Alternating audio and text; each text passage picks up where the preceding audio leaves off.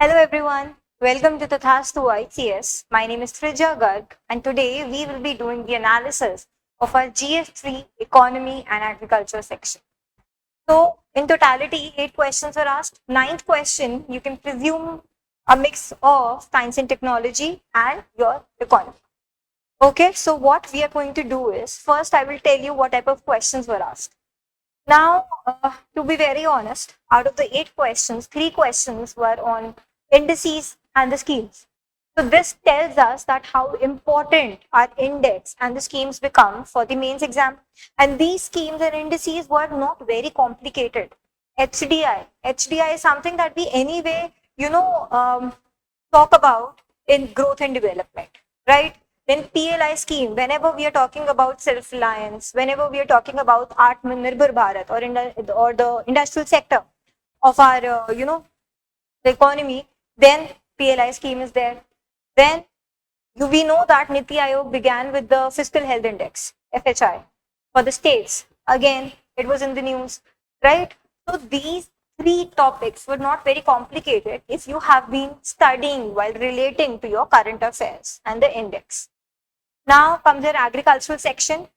Agricultural section was not very difficult, to be very honest. It wasn't too difficult. One was on food processing industry, which was expected. Okay, it is a repetitive topic. Then one was on how the farmers decide high value crops. Again, it is something that you would have utilized the knowledge that you have to attempt that question, right? And the another one was on supply chain management. Again, a topic that we normally study in agriculture. So it wasn't very difficult. Then there was one question that came from the economic survey about protectionism, how the countries are shifting from multilateralism to bilateralism or protectionism, right? So today what I'm going to do is we will discuss question. I've written certain model answers, the model point I would call them, not model answers, for you to refer to. And then what we are going to do is I will show you how they were directly asked from my notes, some of the questions. Okay, so we have the first question here. The first question is distinguish between the Human Development Index, the Inequality Adjusted Human Development Index. This is by UNDP. Yes, with special reference to India. So you need to quote the Indian data, how India scored like 130th rank this year, or what was the loss due to the inequality adjusted HDI, right? And why HDI is considered a better indicator of inclusive growth. Now to write an answer, you had to first distinguish. Okay, अब intro पे आते हैं. Intro में हमारी central theme क्या है? HDI and IHDI. So you will do what? You will basically define that. Then comes your body, where first you will distinguish between HDI and IHDI. A better presentation would be in the form of a table. Yes. Then you will tell why IHDI is a better indicator for inclusive growth, and then comes your conclusion. So if you look here, I have used the definition of UNDP here to define IHDI. Okay. A table is here. Okay. A 3-column table which tells you the aspect HDI, IHDI, on measures, assumption, interpretation, value range. Then I've given what? I've given the latest data of about how IHDI is showing a 22 or 22.3% loss due to inequality in totality of your health, education, and standard of living, right? Then I've given 4 points for why IHDI is better than for inclusive growth. And then I have given conclusion where I have mentioned positively how certain schemes of India have been, reducing the inequality in our country to achieve inclusive growth. As an aspirant, as a candidate, you have to always end your conclusion on a forward-looking basis, on a positive basis, right? So that is the best area where you can mention your schemes. Okay, now see, these are the notes of the Tathastu ICS that I have written. Okay, each word is written. IHDI and HDI was discussed in my class as well. Okay, where we discussed why is the requirement of IHDI to be, measured in the world. Clear? Then comes your second question. Explain how fiscal health index could be used for assessing the fiscal performance of states in India. Right? So, पहली चीज तो आपको fiscal health index जो होता है वो define करना है about how it assesses the performance of 18 major states on the basis of the contribution to their GDP, on the basis of their contribution to your public spending and the revenue in our country. So here I have written in the introduction I have written the definition of FHI. Then they are asking how this tool is useful for assessing the fiscal performance of states in India, right? So here I have written what are the key indicators of FHI which helps in actually assessing the states fiscal performance, like tax buoyancy, then there is debt to GDP ratio of the states, right? Then there is debt management, fiscal deficit management, also the overall fiscal sustainability, right? Then they are also asking you in the question, in what way would it encourage the states to adopt prudent and sustainable fiscal policy? So for that, I've written the subheading here, encouraging prudent fiscal policy. Okay, so by benchmarking performances, obviously the states can compare the health against the peers, identifying the strengths and weaknesses, promoting transparency and informed decision making. Okay, because the policy makers can now craft strategies to enhance the fiscal sustainability and management in the states itself. 1 second, right? So what will I write as a conclusion? The latest data of the FHI released by the Niti Aayog in 2025, where it was shown that Odisha and your Gujarat, they had strong fiscal management, while states such as Punjab and Bengal, they face challenges with high debt and deficits. Okay, then I have ended it on a positive note. As I said earlier as well, that FHI drives states to adopt responsible fiscal policies, ensuring long-term economic stability and sustainable growth. Right? Now, your third question comes on PLI. Okay, that is the Production Linked Incentive Scheme.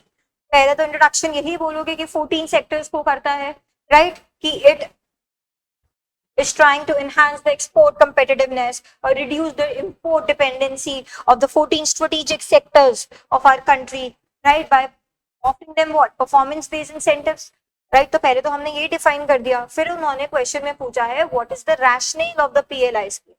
ये देखो, discuss the rationale of the PLI scheme they are asking. Then they are asking you about its achievements, right? And then they are asking you about the recommendation. So 3 parts of the body. One is the rationale, then achievements, and then the recommendations. So I've written the rationale here, how it helps in boosting the manufacturing contribution, how it promotes the self-reliance, how it revives the domestic manufacturing, how it helps in advancing digital India, right? How it helps India integrate into the global value chains. These are the rationales. What are the achievements, latest achievements? That it has attracted investment, what? 1.76 lakh crores. Total sales has increased. Then over 12 lakh direct and indirect jobs have been provided since its launch. Mobile exports, then you have pharma output, you have electronics manufacturing.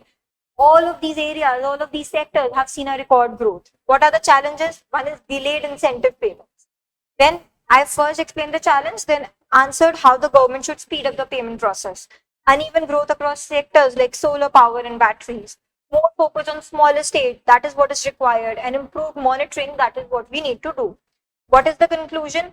Again, it has transformed positive India's industrial landscape, driving growth in output, exports, and job creation. So if we support sunrise sectors, promote innovation, I've given a recommendation slide, okay? And enhancing export-oriented production, the scheme will reshape factories and strengthens India's manufacturing base, which will help anchor global supply chains closer to home. Yes? So these 3 questions were on indices and your one was on the scheme, PLI. Then, agriculture. Explain the factors influencing the decision of the farmers on selection of high value crops in India. What is high value crops?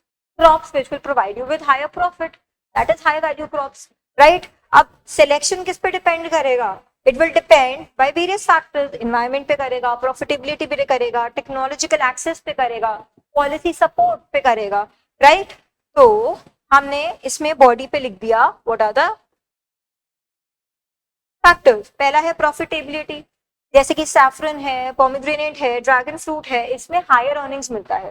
Then we have climate and soil, जैसे saffron हो गया हमारा, इनको कश्मीर जैसा climate चाहिए, लेकिन turmeric हो गया, इसको वेल ड्रेन सॉइल चाहिए। टेक्नोलॉजी हो गया, AI powered farming has been projected to boost your crop yields by 30% by 2025. So technology also is important. Here you can also mention about the precision farming, right? Then government support, जैसे कि हमारा national horticulture mission या PM किसान हो गया, तो इन सब चीजों पे भी डिपेंड करता है। मार्केट एक्सेस पे डिपेंड करता है कि एक्सपोर्ट प्रमोशन मिशन जैसे हमारा है, उससे हमारी जो हाई वैल्यू क्रॉप्स होते हैं, जैसे स्पाइसेस हो गए, फ्रूट्स हो गए, इनकी competitiveness in the global market increase हो जाती है। What will you write as a conclusion?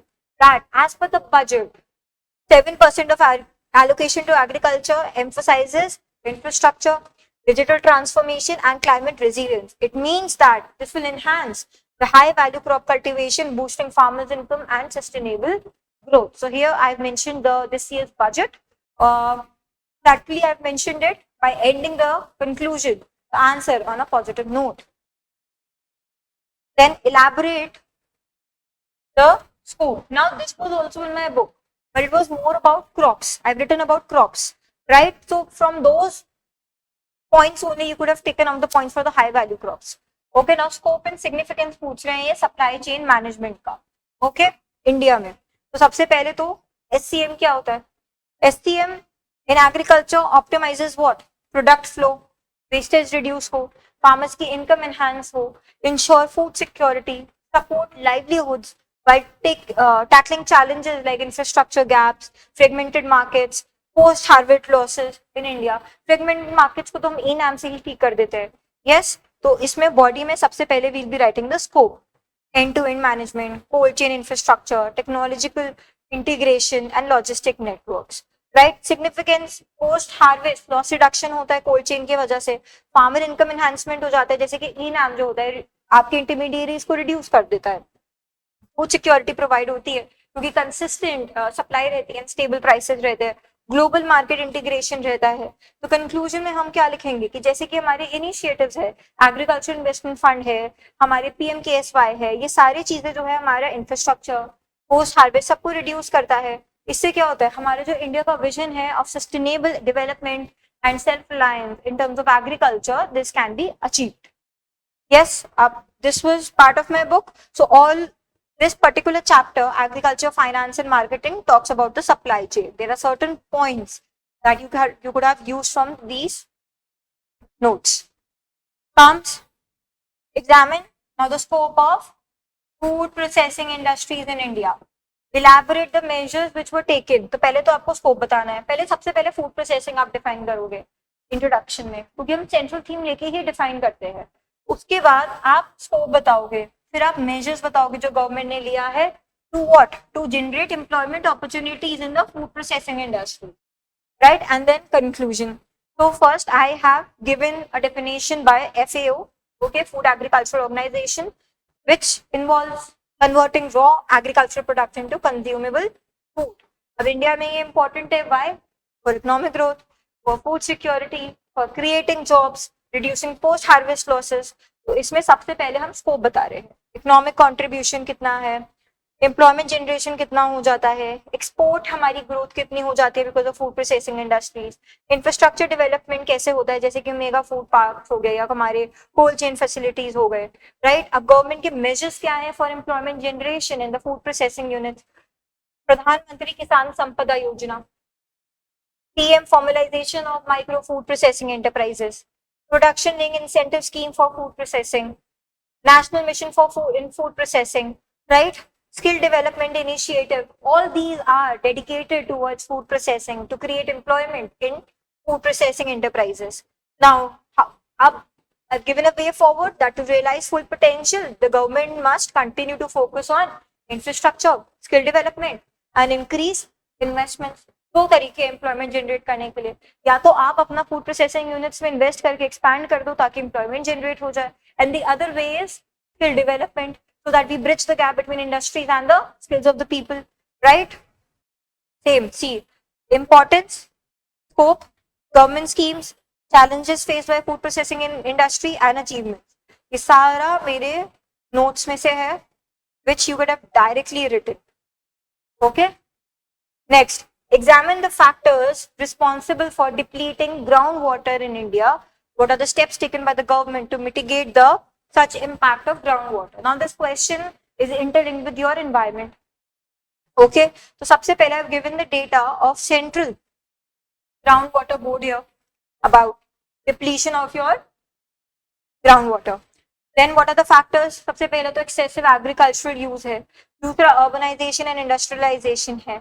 Then erratic rainfall is another reason because of which what is happening? Recharge नहीं हो पा रहा the aquifers and groundwater. Pollution is another thing because of the industrial effluents. Yes, government initiatives to mitigate the groundwater depletion. Atal Bhujal Yojana, okay, Jal Shakti Abhiyan, Jal Jeevan Mission, National Aquifer Mapping and Management. All these initiatives of the government have been to reduce the depletion of groundwater. Conclusion क्या होगा कि हम एक multifaceted approach चाहिए जिसमें हम efficient use करें, pollution control करें, रिचार्ज मैकेनिज्म्स को एनहांस करें, right? So we are in the right direction, but we need more long term sustainability. Then the last question is, what are the challenges? Challenges पूछे before the Indian economy के बारे में. When the world is moving away from free trade and multilateralism to protectionism and bilateralism, any challenges कैसे meet हो सकते हैं? मतलब recommendation. Things there are challenges and your recommendation. Now this is something that I have discussed in one of my economic survey lectures. Chapter 1 of your economic survey this year and chapter 3 of your economic survey this year talks about this only. Okay, so if you would have attended those classes, it would have been easier for you to attend this. So we know that India has been facing certain significant challenges because of the trade shifts. Economic survey highlights this trend when economic survey said that G20 import restrictions are now impacting 12.7% of imports, right? Challenges क्या है? Export vulnerability. US tariffs की वजह से अगर वो हमारी textiles पे 50% tax लगा रहे हैं तो उससे हमारे 70% ऑफ इंडिया एक्सपोर्ट्स जो है वो इम्पैक्ट हो रहा है और हमारी जीडीपी ग्रोथ भी काफी रिड्यूस हो रही है बाय 0.3%. मार्केट एक्सेस रिस्ट्रिक्शंस भी होते हैं, जैसे ईयू का कार्बन ये हमारा जो बॉर्डर एडजस्टमेंट मैकेनिज्म है सीबीएम है, या फिर हमारी यूएस का चिप्स एक्ट है, इसकी वजह से भी प्रॉब्लम है. सप्लाई चेन डिस्ट्रप्शन होता है. You must have heard or read the terms like friend shoring and near shoring in economic survey this year. इससे भी मार्केट का एक्सेस खराब होता है. इन्वेस्टमेंट स्लो डाउन हो गया है. प्रोटेक्शनिस्ट पॉलिसीज की वजह से हमारे फॉरेन इन्वेस्टमेंट्स जो होती है they also get diverted. So what is the way forward? The recommendation: 1, we need to tap those markets which are untapped, right? Like China. Enhance trade agreements. जो हमारे कुछ फ्री ट्रेड अग्रीमेंट्स थे उनको fast track करना है with EU, UK, Canada and Australia. Strengthen domestic industries. So for that we need to invest in infrastructure, do certain skill development, yes, and engage in multilateral platforms where we can basically advocate for fair trade practices. Okay, so by adopting these strategies, we can counter the challenges posed by global protectionism, enhance its trade resilience, and secure a stronger, more competitive position in the global market. This was the page where in our economic survey to Thastu ICS, where I've mentioned about friend shoring, near shoring, chapter 1 and chapter 3. This is just one of the pages. If you would have read it and had that lecture with me, then it would have been a bit easier for you to attempt this, right? So out of the 8 questions, if I'm not considering the question on nanotechnology in farming, out of the 8 questions, 4 were directly asked from our notes, 2 were indirectly, right? So what I'm telling you is that question, I wouldn't say it was very, very easy. Economy paper was not very easy, but it wasn't too difficult to attempt if your notes have been complete and if you had been very vigilant with your current affairs, regular current affairs, right? So I will be sharing this PDF in the description box. All the model points are written. You can practice on your own and then you can maybe cross-check using this PDF, right? So you can download this PDF from the description section. Thank you so much.